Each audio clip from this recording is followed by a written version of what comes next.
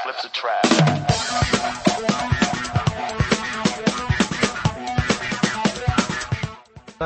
Yes, isa pong kakaibang business ang ipapakita namin at ang pangalan ng kumpanya ay Errand Boys. And as their name suggests, pwede nilang gawin ang lahat ng errands mo katulad halimbawa ng pagbili ng gamot, pagbayad ng inyong mga bills at kung ano-ano pa.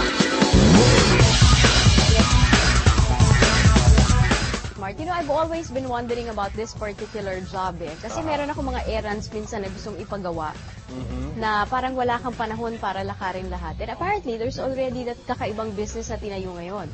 The ingenuity of the Filipinos, dokumentado ni Naomi Dairo.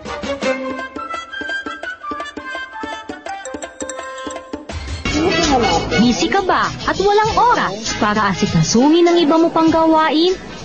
Abay, may kasagutan na ang mga problema mo. Ang Errand Boys at Errand Girls, isang tawag lang. Agad nilang gagawin ang mga pakiusap mo. Mula sa pakidala, pakiayos, pakibili, at kung ano pa ang pakiusap mo. Malaki man o maliit na trabaho, kayang-kaya nila gawin para sa'yo.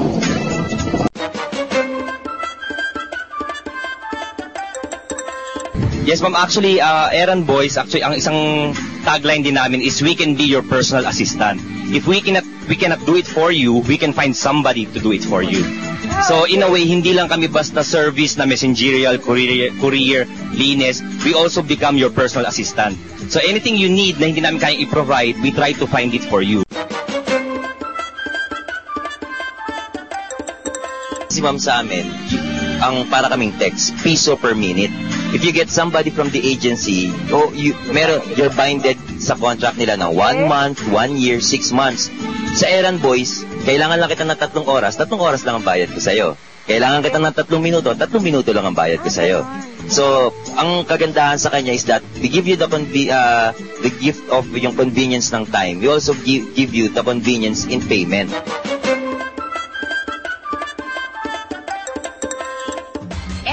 Under the sun ang pwedeng gawin ng mga errand boys na ito mula sa pakibili, pakibayad, pakidala, pakiayos, pakikuha at kahit pakihanap, your wish is their command. Kung kailangan mo ng personal assistant na kasama mo mag-shopping o mag-gardening sa inyong bahay, may paki sila dyan.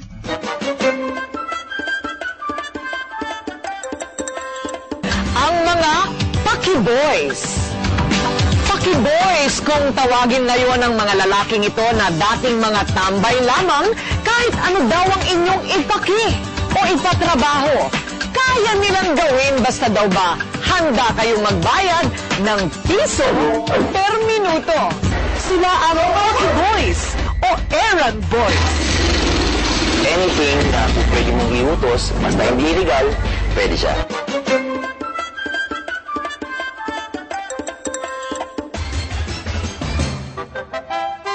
Dito na buo ang isang maliit na grupo ng mga lalaking tumatanggap ng paki.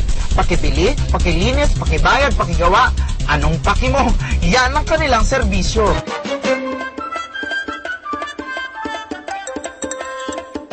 Si Waki at si Joseph, sila po yung founder at saka mga managers ng itong negosyong Pakimo. Ano yung mga pinapaki ninyo? May mga OFW na tumatawag, pakidala sa kamag-anak ko.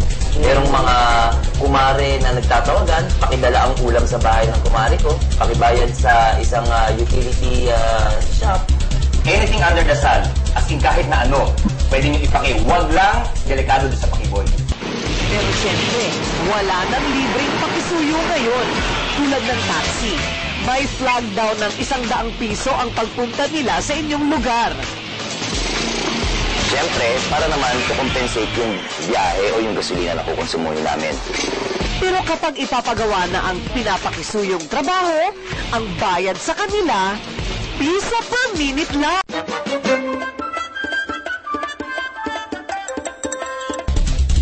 Para lang siyang text, piso per minute.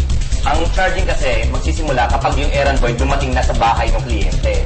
Ang piso per minute mo magsisimula kapag binigay na sa'yo ng errand boy yung stopwatch.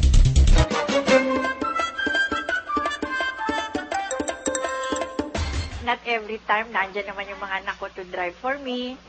So I ask them to buy the things I need. Katulad ko, working mom ako, yung time ko sobrang nakafocus sa work tsaka dun sa mga anak ko. So parang a big help talaga para sa akin na may maggagawa ng errand for me.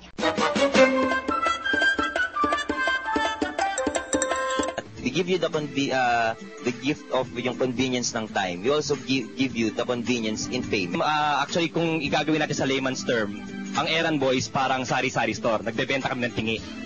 So kung sa iba, ang package nila is per hour, per day. Kami kaya namin hanggang per minute. What's more important is that we have a feeler on every need. Mission vision na namin is to give everybody the gift of time. Doon namin nakita na pwede natin talagang i-offer yung errand boy to people who are busy or people who lack the time to do small errands, but those errands need to be done.